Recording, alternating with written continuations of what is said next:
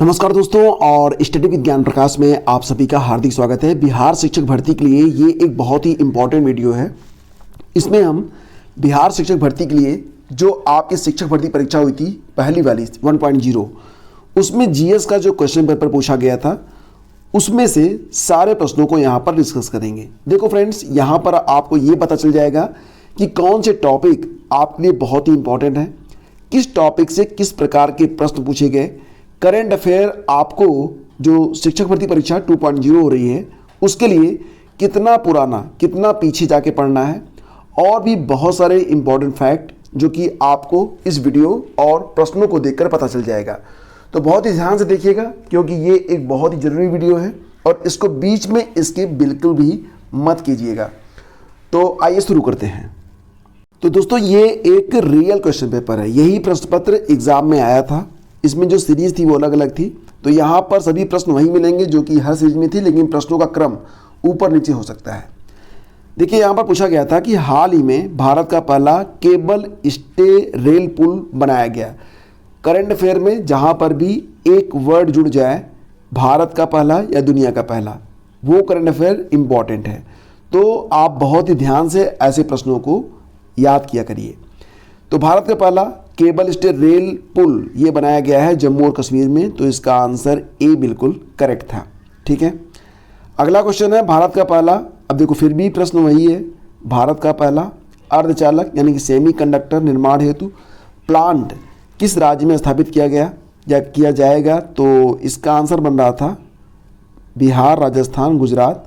तो सही जवाब इसका था ऑप्शन सी यानी कि गुजरात। अगला क्वेश्चन है 1917 में चंपारण सत्याग्रह के दौरान भारत में गांधी के जीवन पर पहले ज्ञात प्रयास के पीछे कौन था? तो दोस्तों, इसका आंसर है ऑप्शन ए यानी कि इरविन। ठीक है, इसके बाद फ्रेंड्स अगला क्वेश्चन ये पूछा गया था, जो भी प्रश्न है मैं उनको एज इट इज आपके सामने रखूंगा बिल्कुल। तो कौन सा देश हाल ही में गठित I2U2 ग्रुपिंग का सदस्य है? I2U2 ग्रुपिंग ये आपको पता ही है इसके बारे में। इसमें कुल मिला के 4 देश हैं और यहाँ पर जो विकल्प दिया गया है, विकल्प आप देख सकते हैं संयुक्त अरब अमीरात, इजराइल और भारत। तो इसमें संयुक्त अरब अमीरात शामिल है और भारत शामिल है। ठीक है, तो उपरोक्त में से एक से अधिक, यानी कि इसका उत्तर बनेगा ऑप्शन डी। अब प्रश्नों को देखिएगा आप, देखो ये मार्च के प्रश्न हैं। परीक्षा कब हुई थी? अगस्त में हुई थी। तो ध्यान से देखिए, तो मार्च तीसरा महीना, अगस्त 8वां महीना, तो 5 महीना पुराना क्वेश्चन है। तो इसका मतलब ये है कि आपको अगर आप बिहार शिक्षक भर्ती परीक्षा की तैयारी कर रहे हैं तो दिसंबर से 6 महीना पहले तक का जो करंट अफेयर है उसको आप लोग पढ़िए। और इसके लिए मैंने एक पूरा कंपाइलेशन तैयार किया हुआ है जिसमें दिसंबर के पहले के जो 6 महीने हैं सभी महीनों को बहुत ही डीपली मैंने कवर किया हुआ है। अगर वो PDF आपको चाहिए तो लिंक वीडियो के डिस्क्रिप्शन में है, आप जाके डाउनलोड कर लीजिएगा। बहुत ही संक्षेप में, टू दी पॉइंट और बहुत ही सारगर्भिक PDF है। इससे बेहतर करंट अफेयर आपको मार्केट में नहीं मिलेगी। वैसे मार्केट में भी बहुत सारी किताबें हैं, अगर आपको वो किताबें पसंद हैं आप वहीं से ले लीजिएगा, लेकिन पिछले 6 महीने की जो करंट अफेयर की बुक है उसको आप लोग अच्छे से और कई बार पढ़िएगा। 17 मार्च 2023 को अंतर्राष्ट्रीय आपराधिक न्यायालय यानी कि ICC ने किसके विरुद्ध गिरफ्तारी वारंट जारी किया था? तो अब आपको पता ही होगा, ये जो रूसी राष्ट्रपति थे व्लादिमीर पुतिन के खिलाफ। इसके बाद अगला क्वेश्चन होगा, तृतीय भारत प्रशांत द्वीपीय सहयोग मंच यानी कि FIPIC शिखर सम्मेलन कहाँ पर आयोजित हुआ? तो इसमें जो विकल्प हैं उसमें सही जवाब क्या बनेगा? देखो फ्रेंड्स, ये जो तीसरा भारत प्रशांत द्वीपीय सहयोग मंच था, इसका जो तीसरा वाला शिखर सम्मेलन था ये कहाँ पर आयोजित हुआ था? आंसर है पापुआ न्यू गिनी में। आपको बताना चाहेंगे कि भारत प्रशांत द्वीप सहयोग के लिए तीसरा फोरम, इसको कहेंगे क्या आप? FIPIC 22 मई 2023 को port Moresby, Papua New Guinea में आयोजित किया गया था। तो मई का प्रश्न है ये, जो कि अगस्त में पूछा गया था। अगला क्वेश्चन देखते हैं। प्रश्न होगा यहाँ पर कि रामन विल्सन किस शहर के पहले अश्वेत मुख्य न्यायाधीश बनाए गए? तो देखो पहला शब्द आ गया तो एग्जाम में भी आ गया, और इसका आंसर क्या बनेगा? ऑप्शन ए यानी कि न्यूयॉर्क। नेक्स्ट है आपका, किस देश की संसदीय समिति ने हाल ही में सिफारिश की कि भारत को नाटो प्लस समूह का हिस्सा बनाया जाना चाहिए? तो आपको यहाँ पर आंसर देना है जर्मनी, यूएसए, यूके, उपरोक्त में से एक से अधिक, या फिर देखो 5 विकल्प होते हैं, कहीं कहीं विकल्प 4 ही हैं। तो हो सकता है कि इस बार जो क्वेश्चन पेपर आपको मिले उसमें विकल्प 4 ही रहें, 5 ना रहें, क्योंकि ये प्रयास जो है यहाँ पर किया जा रहा है। तो क्वेश्चन है कि किस देश की संसदीय समिति ने हाल ही में सिफारिश की कि भारत को नाटो प्लस समूह का हिस्सा बनाया जाना चाहिए? तो इसके लिए कहा गया है यूएसए के द्वारा। विकल्प बी हमारा यहाँ पर करेक्ट है। अंतर्राष्ट्रीय बुकर पुरस्कार 2023 ये किसको दिया गया? तो जॉर्जी गोस्पोडिनो को, यानी कि विकल्प सी यहाँ पर करेक्ट है। तो आप देख रहे हैं कि पिछले जो लगभग 4-5 महीने पुराने करंट हैं बस वही पूछे गए हैं। तो आप इस बार भी कम से कम 6 महीने का जो करंट है उसको अच्छे से तैयार करें। ट्विटर के नए मुख्य कार्यकारी अधिकारी कौन बने हैं? तो यहाँ पर जितनी भी नई कंपनियों की नई नियुक्तियाँ हो रही हैं, सीईओ वगैरह, तो उनके बारे में भी आप जानें। यहाँ पर जो आंसर था वो था लिंडा याकारिनो। नेक्स्ट है आपका कि भारत की 2011 की जनगणना के अनुसार बिहार की कुल महिला साक्षरता दर क्या थी? आपके विकल्प यहाँ पर हैं। आपको बताना चाहेंगे फ्रेंड्स कि बिहार की जो कुल साक्षरता दर 2011 के मुताबिक मानी गई थी वो थी 61.8%। इसमें पुरुषों की जो साक्षरता दर थी वो कितनी थी? 73.39%, और महिलाओं के लिए ये थी 53.33। ठीक है, 33। तो आप नियर अबाउट ये आपका सही बनेगा, विकल्प ए, ये लगभग सही है। इसके बाद देखेंगे अगला क्वेश्चन। प्रश्न पूछा गया था कि सुभद्रा देवी जिनको 2023 में पद्मश्री पुरस्कार से नवाजा गया वो किसके लिए जानी जाती हैं? तो पेपर मेसी कलाकार के रूप में जानी जाती हैं। ऑप्शन ए यहाँ पर करेक्ट है। अगला क्वेश्चन था कि भारत की संसद के नए भवन के प्रभारी वास्तुकार का नाम क्या है? तो पद्मश्री बिमल पटेल जी। ऑप्शन बी करेक्ट था इसका। आप देख रहे हैं कि यहाँ पर विकल्पों की संख्या ई तक गई है, कहीं कहीं पर केवल 4 ही विकल्प हैं। आगे मैं आपको दिखा रहा हूँ। किस राज्य ने अप्रैल 2023 में ट्रांसजेंडर समुदाय को ओबीसी का दर्जा दिया? तो मध्य प्रदेश में। इसका विकल्प है ऑप्शन बी। मोहम्मद बिन तुगलक के शासनकाल में भारत आए प्रसिद्ध मुस्लिम खोजकर्ता इब्न बतूता ये किस देश के थे? तो इब्न बतूता जो था वो भारत किसके साथ आया था? मोहम्मद बिन तुगलक के साथ आया था। और ये कहाँ से आया था? तो मोरक्को से आया था। नेक्स्ट है आपका क्वेश्चन कि भूकंप के संबंध में निम्नलिखित में से कौन सा कथन सत्य है? तो जानवरों के व्यवहार का अध्ययन स्थानीय लोगों द्वारा अपनाई गई भूकंप की भविष्यवाणी के तरीकों में से एक है। ये करेक्ट भी है, जानवरों को पहले से पता चल जाता है। धरातल पर उद्गम केंद्र के ऊपर के स्थान को अधिकेंद्र कहते हैं, ये भी करेक्ट है। और पी तरंगे अनुप्रस्थ तरंगे होती हैं, यानी कि यहाँ पर एक से अधिक विकल्प हमारे सही हो रहे हैं। तो ऑप्शन डी को हम यहाँ पर अपना उत्तर मानेंगे। निम्नलिखित में कौन कथन उत्तरी अमेरिका महाद्वीप की लेक सुपीरियर के संबंध में सत्य है? तो लेक सुपीरियर के बारे में यहाँ पर बात हो रही है। ये कनाडा और यूएसए के मध्य भौगोलिक सीमा बनाती है, यानी कि अगर हम विकल्प बी को लें तो ये बिल्कुल करेक्ट है, ऑप्शन बी। नेक्स्ट है आपका आकार और माप में समानता के कारण किस ग्रह को पृथ्वी का जुड़वां ग्रह कहा जाता है? बहुत सारे लोग इसका आंसर मुझे लग रहा है कि मंगल दे देंगे, जो कि आपका जो है बिल्कुल गलत हो जाएगा। इसका जो करेक्ट आंसर है वो शुक्र है। ठीक है, ऑप्शन ए आपका बिल्कुल करेक्ट है। आपका यहाँ पर अगला क्वेश्चन आ रहा है, ध्यान से देखिएगा, सभी प्रश्न बहुत ही इंपॉर्टेंट हैं। कौन सा देश अमेजन नदी बेसिन का एक हिस्सा है? अमेजन नदी बेसिन का हिस्सा माना जाता है वेनेजुएला को। ऑप्शन ए करेक्ट है। इस वीडियो को 2-3 बार देख लीजिएगा, या फिर कम से कम ये जो क्वेश्चन पेपर है ये मिल जाएगा आपको हमारे टेलीग्राम चैनल स्टडी विद ज्ञान प्रकाश पर। वहाँ से डाउनलोड करके 2-3 बार इसको एग्जाम से पहले जरूर लगा के जाइएगा। बहुत सारे प्रश्न हो सकता है कि एग्जाम में आपको देखने को मिल जाए, क्योंकि क्या होता है ना कि जो पेपर सेटर होते हैं वो पुराने पेपर को जरूर देखते हैं और कभी कभी प्रश्नों को एज इट इज उतार भी देते हैं। कौन सा विकल्प पृथ्वी की सतह से शुरू होकर वायुमंडल की परतों का सही क्रम है? तो वायुमंडल की परतें इज द इम्पॉर्टेंट टॉपिक, उसको अच्छे से रट लेना। और यहाँ पर जो आपका जो आंसर है वो बनेगा, सबसे पहले तो आपका क्षोभ मंडल होता है, फिर समताप मंडल, उसके बाद मध्यमंडल, फिर तापमंडल, सबसे ऊपर होता है एक्सोस्फीयर दैट इज बहिर्मंडल। तो ऑप्शन सी यहाँ पर करेक्ट है। नेक्स्ट है कि स्थानांतरण कृषि के स्थानीय नाम और संबंधित गेम का सही युग्म क्या है? स्थानांतरण कृषि के स्थानीय नाम और संबंधित देश का सही युग्म। तो भारत में भी कई जगहों पर स्थानांतरित कृषि की जाती है, झूम वगैरह, लेकिन यहाँ पर जो उत्तर बनेगा आपका केवल ऑप्शन सी बनेगा, चेना। बाकी यहाँ पर सुमेलित नहीं है। नेक्स्ट है आपका, यदि ग्रीनविच में दोपहर के 12 बजे हैं तो ग्रीनविच के 30 डिग्री पूर्व में क्या समय लगेगा? तो वहाँ पर 2 बजेंगे। 15 मिनट पर आपका जो है आधे घंटे का परिवर्तन होता है। तो यहाँ पर 30 डिग्री है, तो मतलब 1 घंटा बदल जाएगा समय। ठीक है, सॉरी, फिर से बताता हूँ आपको मैं।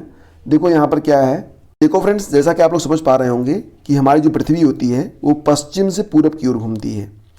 तो ग्रीनविच के पूर्व के जो स्थान होंगे वो ग्रीनविच समय से आगे रहते हैं और पश्चिम के स्थान इसके पीछे रहते हैं। तो पृथ्वी लगभग 24 घंटे में 360 डिग्री घूम जाती है, ये तो आप जानते हैं, 24 घंटे में।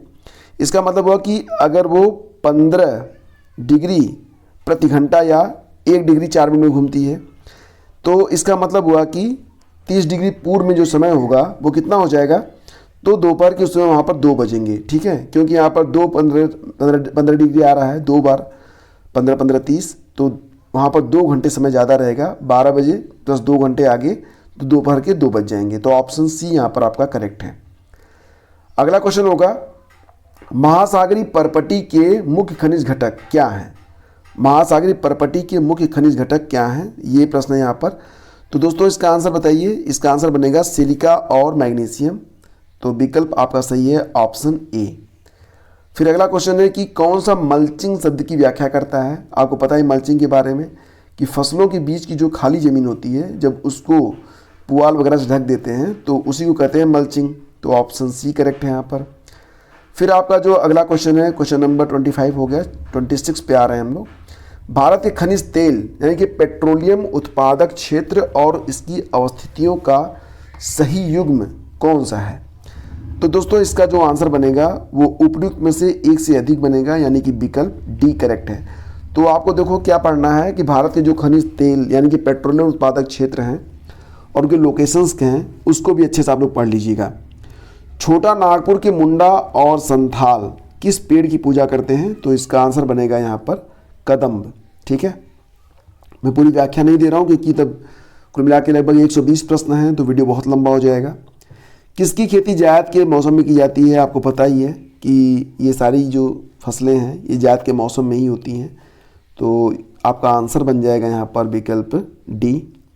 नेक्स्ट है आपका क्वेश्चन कि कौन सा सही है? कथन दिए गए हैं, इसमें पूछ रहा है कौन सा कथन आपका सही है। तो a bunch of old letters, यहाँ पर a bunch of old letters, ये किताब, ये मतलब जो किताब है या संकलन है, इसको पंडित जवाहरलाल नेहरू ने लिखा था, तो ये तो गलत है। व्यक्तिगत सत्याग्रह पंडित जवाहरलाल नेहरू थे, जो व्यक्तिगत सत्याग्रह शुरू हुआ था महात्मा गांधी के द्वारा, उसमें जो दूसरे सत्याग्रही थे वो पंडित जवाहरलाल नेहरू थे, तो ये भी गलत है। सुभाष चंद्र बोस ने द इंडियन स्ट्रगल का लेखन किया था, ये करेक्ट है, यानी कि आपका जो यहाँ पर कथन है ऑप्शन ए वो सही है। बिहार की किस जनजाति ने गया अधिवेशन में भाग लिया था? तो दोस्तों यहाँ पर जो बिहार की जनजाति है उरांव, ठीक है, इसने जो है कांग्रेस के गया अधिवेशन में हिस्सा लिया था। निम्नलिखित युग्मों में कौन सा सही सुमेलित नहीं है? कौन सा युग्म है जो कि सही सुमेलित नहीं है? तो यहाँ पर देखिए एडवोकेट ऑफ इंडिया, ये जो किताब यहाँ पर दादा भाई नौरोजी के द्वारा लिखी गई बताई जा रही है, ये गलत हो जाएगा। दुर्गादास बसु यानी कि डी बसु इस किताब को लिखे हैं। बाकी सब young India Mahatma Gandhi, Indian Spectator Surendranath Banerjee.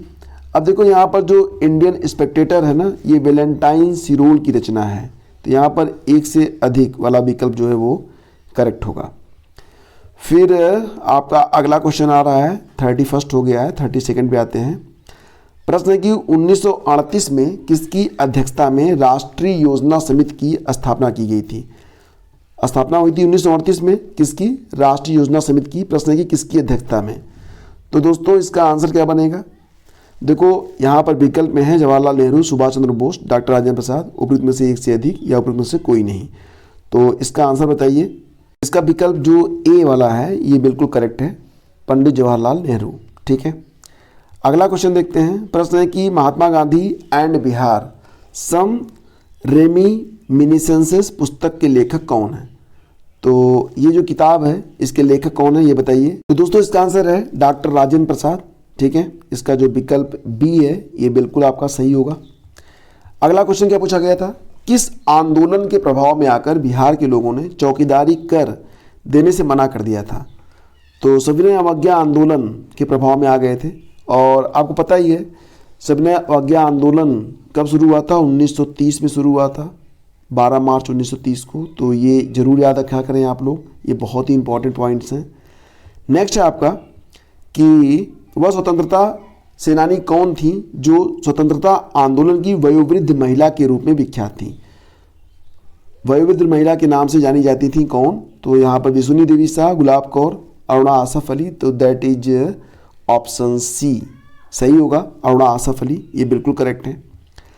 किस स्थान पर बीजी तिलक ने होम रूल लीग की स्थापना 1916 में की थी। बाल गंगाधर तिलक ने होम रूल लीग बनाया था, इसकी स्थापना 1916 में की गई थी। कहाँ पर, तो पूना में हुई थी, यानी कि यहाँ पर जो विकल्प है आपका वो सही है, सी पूना।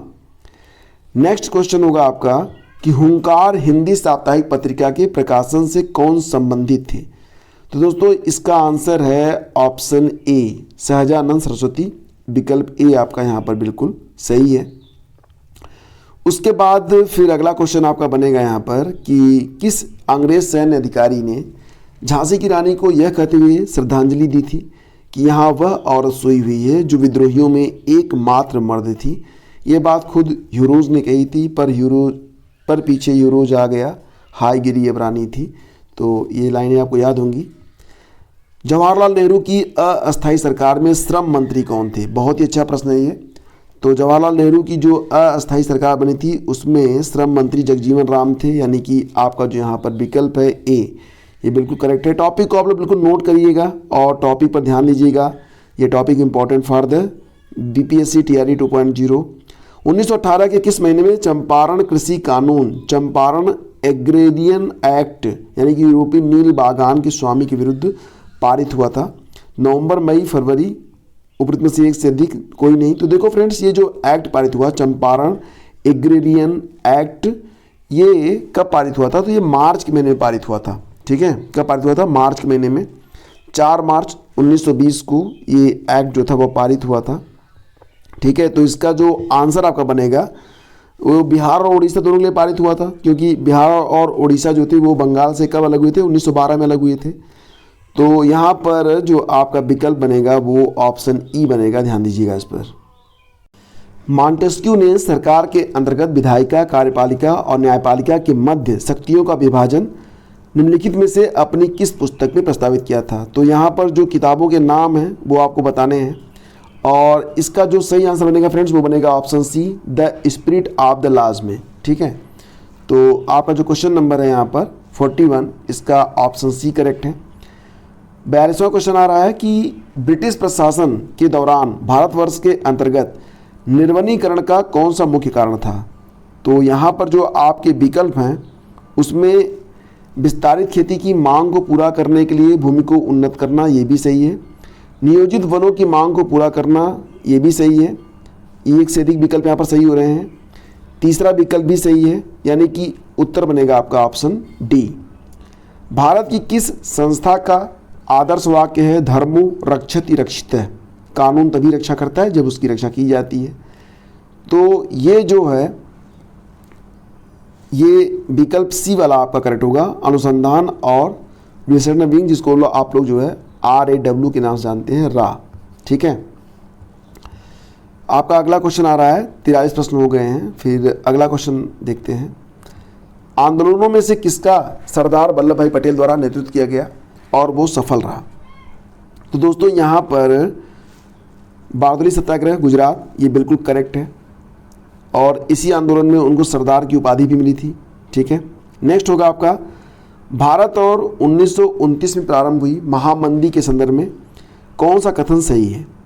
तो 1929 में जो महामंदी आई थी उसके बारे में यहाँ पर पूछा जा रहा है कि कौन सा कथन यहाँ पर सही है।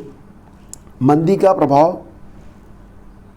तो दोस्तों यहाँ पर मंदी का प्रभाव जो भारत पर पड़ा वो यही इंडिकेट करता था कि 20वीं सदी के प्रारंभ में विश्व अर्थव्यवस्था कैसे एकीकृत हो गई थी। तो इसका मतलब हुआ कि हमारा जो उत्तर बनेगा वो ऑप्शन ए बनेगा।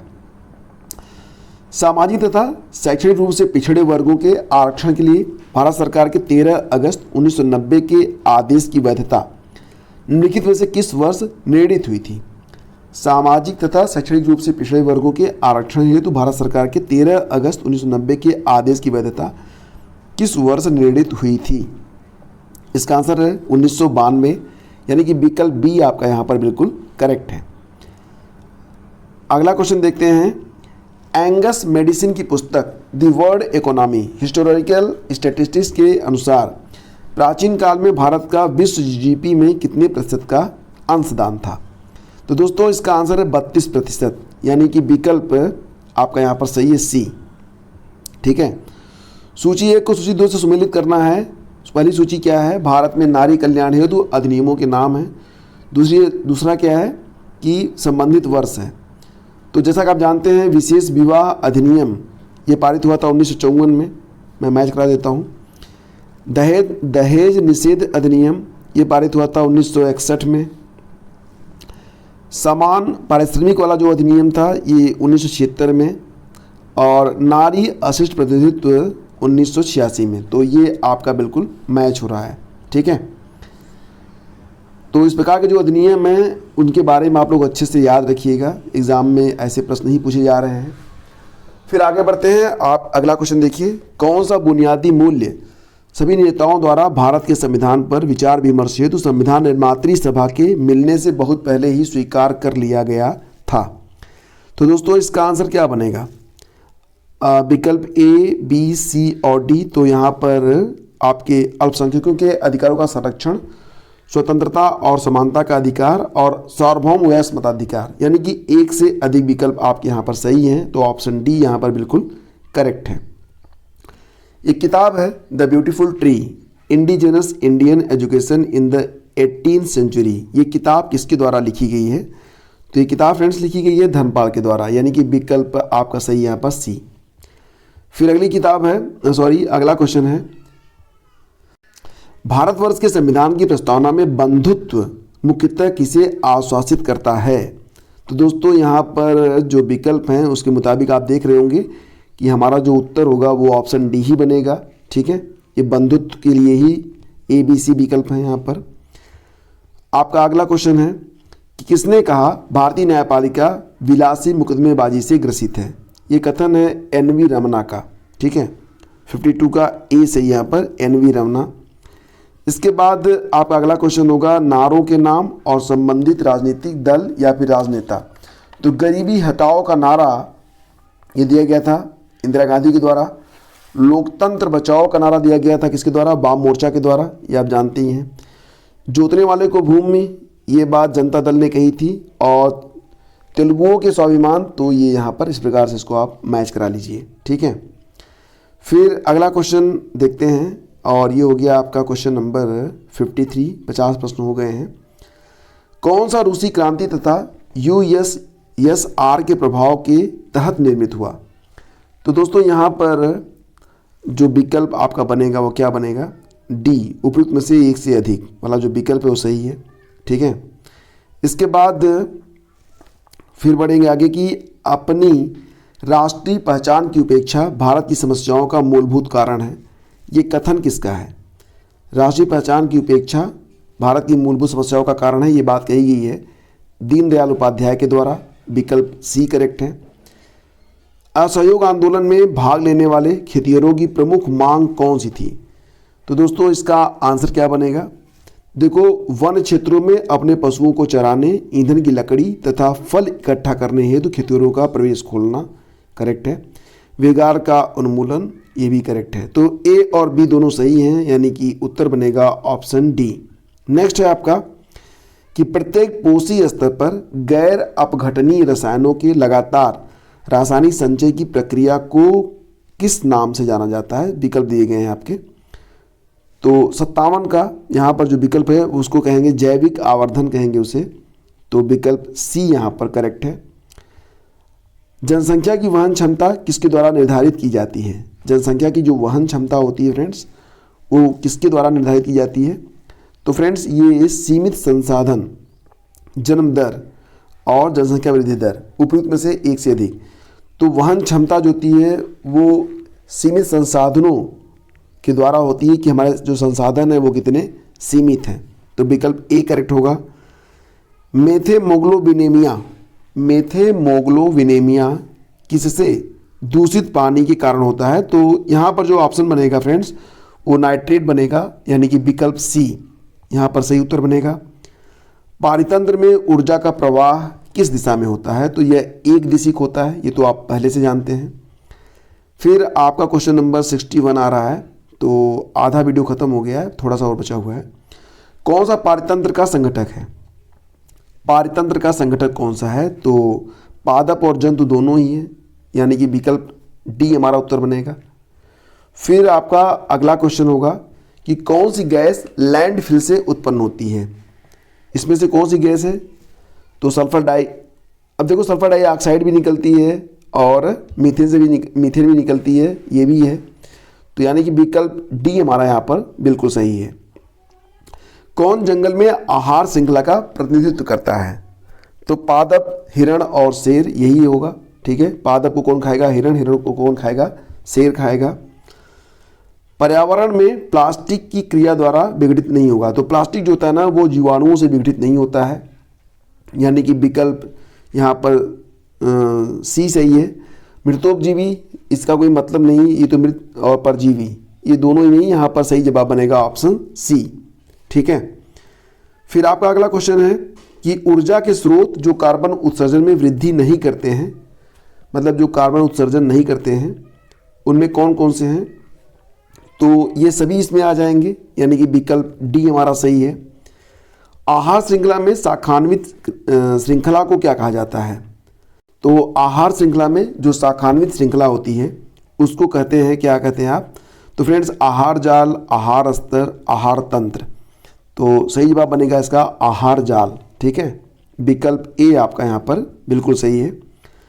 हरे पौधे सूर्य के प्रकाश की ऊर्जा का कितने प्रतिशत ग्रहण करते हैं और उसे खाद्य ऊर्जा में परिवर्तित कर देते हैं? तो मात्र 1%। ये तो आप पहले से जानते हैं। ठीक है, और ये बहुत ही इंपॉर्टेंट क्वेश्चन भी है। अगला क्वेश्चन होगा किसके नेतृत्व में चिपको आंदोलन को मजबूती मिली?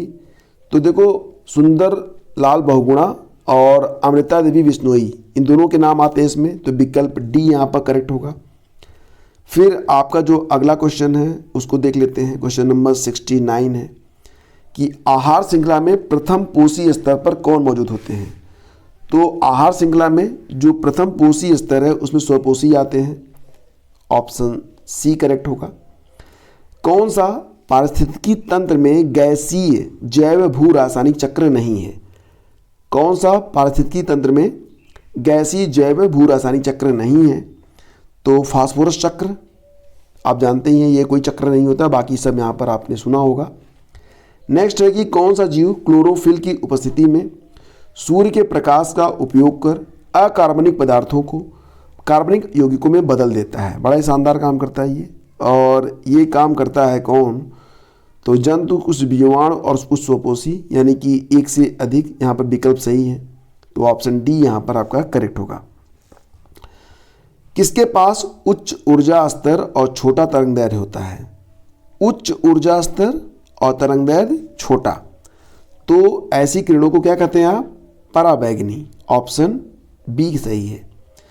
उसके बाद दो संख्याओं का योग। अब देखो ये जो प्रश्न है ये सब मैथ पर आधारित है, तो इन प्रश्नों के लिए एक अलग वीडियो जो कि पार्ट 2 में आएगा। यहाँ पर हम बाकी जो प्रश्न हैं जिसमें कैलकुलेशन नहीं करना है ज़्यादा, सिर्फ उन्हीं प्रश्नों को हम देख लेते हैं, तो क्रम से आगे बढ़ते हैं। प्रश्न है कि किसका पीएच 7 से अधिक होता है? सिरका, रक्त प्लाज्मा, गैस्ट्रिक जूस, उपरोक्त में से एक से अधिक। तो किसका पीएच जो है वो 7 से अधिक होगा? बताओ। रक्त प्लाज्मा का। ठीक है, यानी कि ऑप्शन बी करेक्ट है, ये क्षारीय होता है। एक सामान्य नेत्र लेंस की नाभिक दूरी कितनी होती है? नाभिक दूरी 2 सेंटीमीटर, ऑप्शन ए करेक्ट है। शुष्क बुझे हुए चूने पर क्लोरीन गैस की क्रिया से कौन सा पदार्थ बनेगा? तो दोस्तों ये क्या बनेगा? विरंजक चूर्ण बन जाएगा ये। ठीक है, तो ऑप्शन बी यहाँ पर करेक्ट है। फिर आगे बढ़ते हैं। अगला क्वेश्चन, माता पिता के संतति में लक्षणों के पहुंचने की क्रिया को आनुवंशिकता कहते हैं। साइंस के प्रश्न यहाँ पर आसान मिले थे आपको। ठीक है, हालांकि इस बार जो आपका जो क्वालिफाइंग पेपर है उसमें केवल 30 ही प्रश्न होंगे, पहले पूरा एक पेपर था। ओम के नियम के सत्यापन के लिए ध्यान रखने वाली बात कौन सी है भाई, बहुत ध्यान से एक बार सुन लो, आपको जीवन में भूलेगा भी नहीं।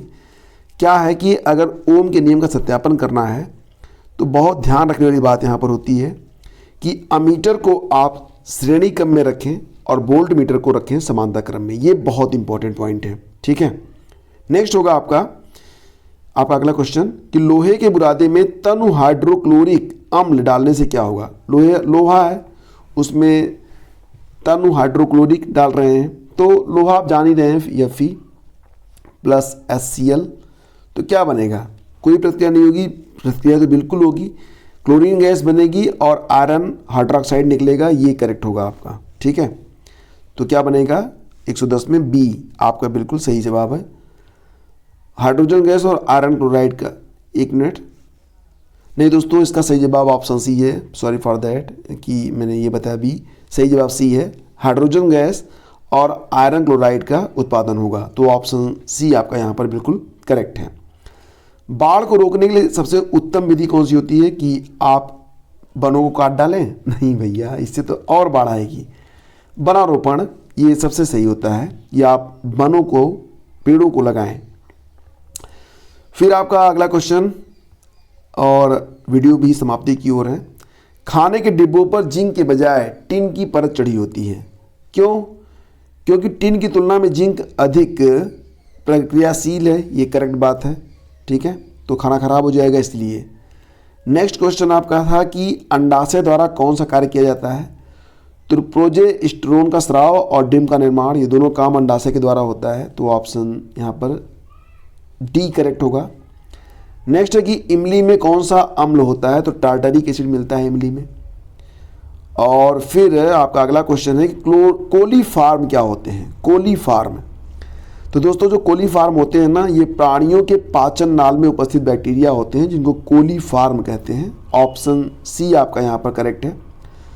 विद्युत विभव को मापने के लिए किस उपकरण का प्रयोग किया जाता है, तो वोल्ट मीटर, विकल्प ए करेक्ट है। चुंबकीय क्षेत्र कौन सा है, मतलब चुंबकीय क्षेत्र क्या है, किस प्रकार की राशि है ये, तो आप जानते हैं कि चुंबकीय क्षेत्र जो होता है ये एक सदिश राशि है, यानी कि ऑप्शन बी करेक्ट है। फिर आपका जो कुछ ही प्रश्न और हैं उसको भी देख लेते हैं। एक व्यक्ति पृथ्वी पर अधिक भार किस स्थिति में धकेल सकता है, तो खड़े होने की स्थिति में, ठीक है, ऑप्शन बी। फिर होगा कि प्रिज्म से गुजरने पर सबसे अधिक अपवर्तित होने वाली रंगीन प्रकाश कौन सी है, नीला, बैगनी, पीला। तो दोस्तों यहाँ पर जो आपका आंसर बनेगा वो बैगनी बनेगा, विकल्प बी बनेगा।